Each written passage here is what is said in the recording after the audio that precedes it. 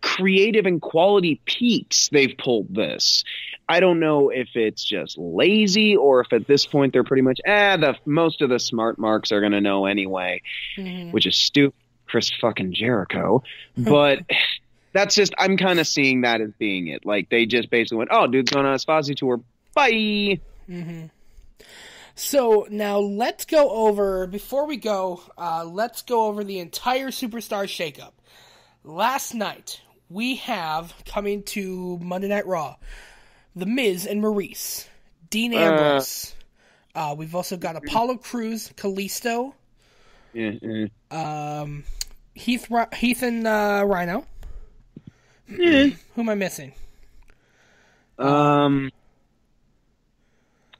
Alexa Bliss, Mickey James, correct. Do we want to count the people who debuted on the shows like Revival and such? No. Oh, you sure? That could be qualified as part of the shakeup because they were debuting. It's changing the roster. Yes and no. I mean, you want to stick to the drafts. Yes and no. I mean, they weren't technically drafted from the other show. So I would say no. But at the same time, you could argue they were drafted from NXT. Yeah, that's true. I guess so.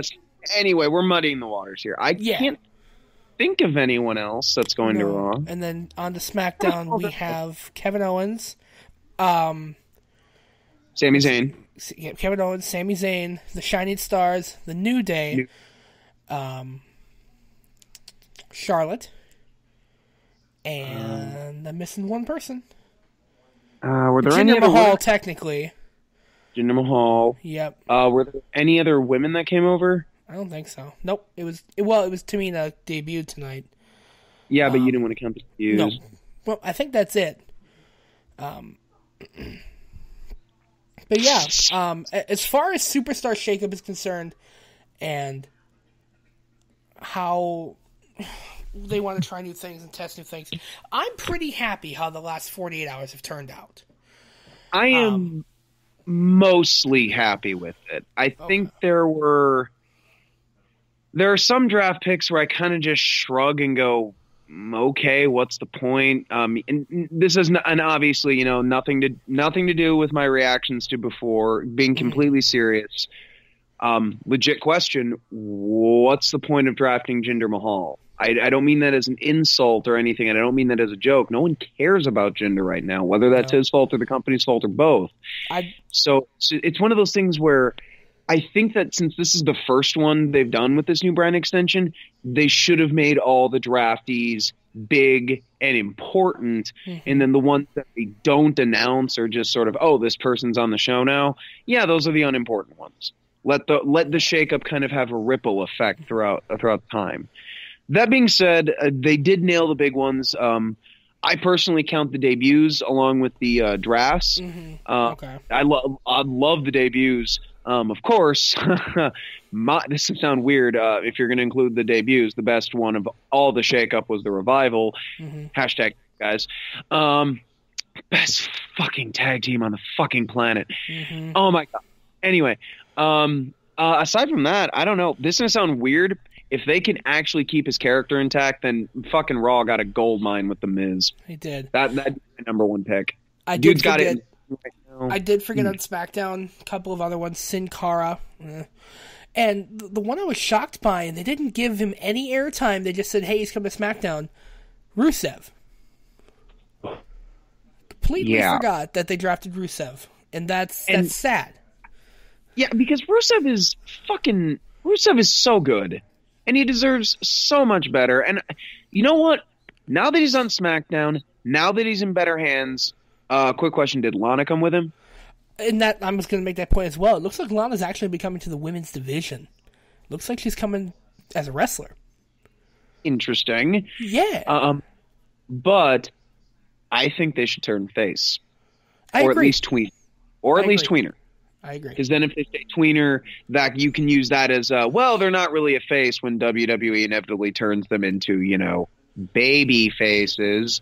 Right. But I think getting cheers for them because they fucking deserve it. They worked their ass off, and Rusev has been killing it for years, and that motherfucker came out at WrestleMania on a tank. Still the best entrance, bitches. Absolutely.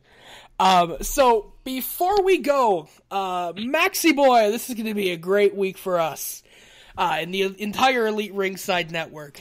So coming up tomorrow, I believe Nate still has his Change the F up with he's got a show with Victory Bell. Also on Thursday, another episode of Smart Money coming your way on SoundCloud.